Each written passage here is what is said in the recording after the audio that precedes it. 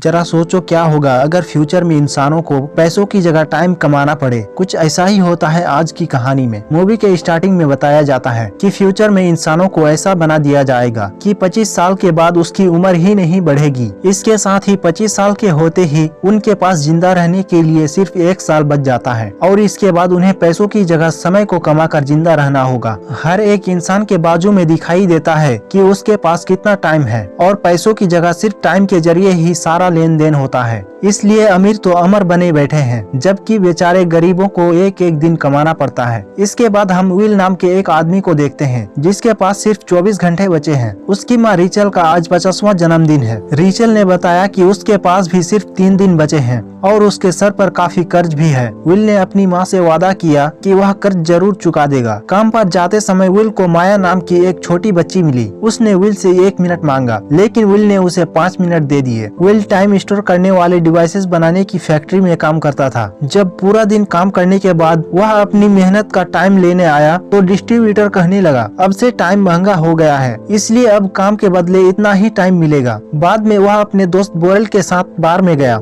जहां बोरेल औकात से ज्यादा पीकर टल्ली हो गया। वहाँ एक ऐसा आदमी भी मौजूद था जिसके पास पूरे 100 साल का वक्त था। विल को उसके आसपास खतरा नजर आया, इसलिए वह उसे समझाने गया कि यहाँ से चले जाओ वरना ये लोग तुम्हारा सारा टाइम चुरा लेंगे। लेकिन हेनरी नाम का वह आदमी नहीं माना। तभी कुछ गुंडे वहां आ पहुंचे जो लोगों का टाइम चुराने के लिए बदनाम थे। उनके लीडर फोर्टिस ने हेनरी से उसका टाइम मांगा। हेनरी बाथरूम का बहाना बनाकर वहां से निकल गया। वह लगातार उल्टी कर रहा था और एक बदमाश ने उस पर नजर भी रखी हुई थी। विल ने मौका देखकर उसे मार दिया और हेनरी को लेकर वहां से भाग निकला। फोर्टिस और उसके आदमी उन दोनों का पीछा करने लगे। आखिर में दोनों एक बिल्डिंग में छुपकर अपनी जान बचाई। यहाँ हेनरी ने बताया कि वह 105 साल का हो चुका है। अब यह सुनते ही विल गुस्सा हो गया क्योंकि उसे और उसकी माँ को दिन रात मेहनत करनी पड़ती है ताकि वह जिंदा रह सके और यह आदमी जिसके पास टाइम है बकवास मार रहा है। तभी हेनरी ने एक कड़वी सच्चाई बताई कि असल में अमीर लोग सारी चीजों का रेट बढ़ा देते हैं ताकि गरीब लोग मरते रहे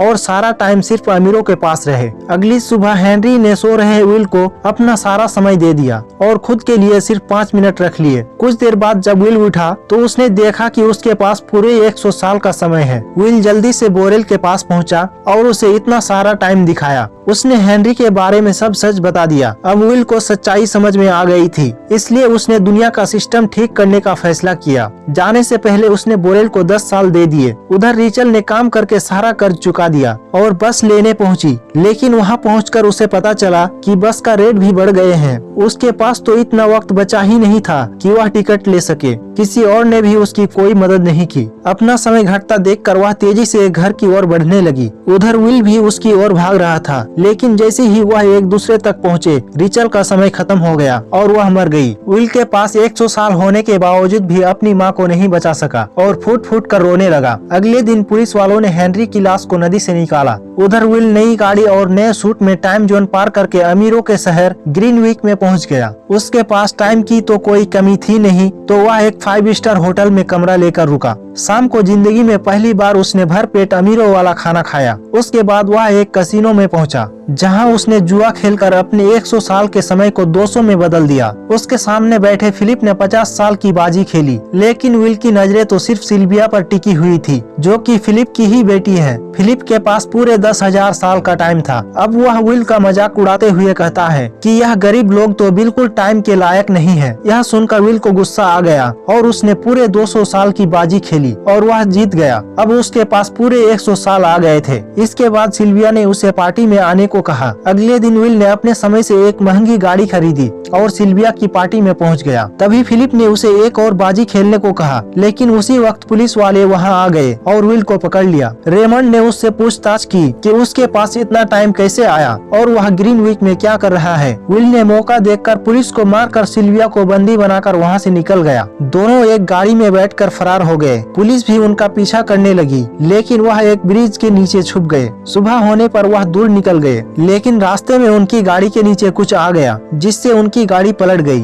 तभी न जाने फोर्टिस अपने गुंडों के साथ वहां पहुंच गया। उसने बेहोश सिल्विया का टाइम चुरा लिया और अब सिल्विया के पास सिर्फ 30 मिनट बचे थे। विल ने उसे कुछ मिनट दे दिए और दोनों समय ढूंढने निकल पड़े। विल ने उसके इयरिंग बेचकर 2 दिन ले लिए। फिर उसने रेमंड को कॉल करके कहा कि अगर फिलिप गरीबों के शहर में 1000 साल दे देगा तब जाकर बताकर वह सिल्विया को रिहा करेगा। फिलिप ने टाइम नहीं भेजा, लेकिन फिर भी विल ने सिल्विया को जाने के लिए कहा। विल ने तोहफे में उसे एक बंदूक दी। तभी रेमंड ने आकर विल पर बंदूक तान दी, लेकिन एन मौके पर सिल्विया ने उसे गोली मार दी। विल ने मर रहे रेमंड को अपना थोड़ा समय दे दिया और खुद सिल्विया के साथ पुलिस की गाड़ी लेकर भाग निकला। उधर रेमंड को फिलिप ने अपने ऑफिस में बुलाया। रेमंड ने उसे बताया कि उसकी बेटी खुद ही विल से मिली हुई है, इसलिए अब तो सिल्विया को भी अरेस्ट करना होगा। उसने रिश्वत लेने से भी मना कर दिया और वहाँ से चला गया। उधर सिल्विया भी विल के साथ मिलकर गरीबों में समय बांटना चाहती थी। वह दोनों मिलकर एक ट्रक का इस्तेमाल करके एक बैंक में जबरदस्ती घुस गए और बहुत सारे टाइम स्टोरिंग डिवाइस चुरा कर शहर के सभी गरीबों में बांट दिए। उधर फोर्टिस ने देखा कि विल और सिल्विया को पकड़ने वाले को 10 साल का इनाम मिलेगा। रात के समय पुलिस ने विल के होटल को चारों तरफ से घेर लिया, लेकिन फिर भी पुलिस को चकमा देकर विल और सिल्विया खिड़की से कूदकर भाग निकले। रेमंड भी उनके पीछे हो लिया और भारी गोलीबारी शुरू हो गई। विल और सिल्विया एक बस में बैठकर फरार हो गए। उधर वह गुंडा फोर्टिस भी उनके पीछे ही था। उसने कुछ लोगों को धमकाकर विल का पता लगा लिया। विल और सिल्विया होटल में बात कर रहे थे कि अचानक दरवाजा टूट गया और फोर्टिस और उसके आदमियों ने उस पर हमला कर दिया। फोर्टिस ने विल को पंजा लड़ाने को कहा। विल मान गया और उसे हरा दिया। विल ने मौका देखकर बंदूक निकाली और फोर्टिस और उसके सारे आदमियों को उड़ा दिया। इसके बाद विल और सिल्विया ने देखा कि महंगाई और बढ़ गई है, इसलिए उन्हें सब सही करने के लिए पूरे 10 लाख साल चुराने होंगे। तभी सिल्विया को एक तरकीब सूझी। अगले दिन फिलिप अपने बॉडीगार्ड के साथ एक बिल्डिंग में घुसा। सिल्विया भी वहीं थी और वह अपने बाप से मिली। तभी अचानक बॉडीगार्ड के भेष में विल पीछे से आया और उसने फिलिप पर बंदूक तान दी। उन्होंने फिलिप को बंदी बनाया और उसकी टाइम थ्योरी तक ले गए, जहां फिलिप ने 10 लाख साल छुपा रखे थे। उन्होंने वह डिवाइस चुरा लिया और वहां से चले गए। उधर पुलिस ने भी उन्हें पकड़ने के लिए गोलियां बरसाने लगी, लेकिन वह किसी तरह बच निकले। लेकिन रेमंड भी उन्हें छोड़ने वाला नहीं था। आखिरकार वह गरीब इलाके तक पहुंच गए, लेकिन रेमंड ने तेजी से उनकी गाड़ी को टक्कर मार दी।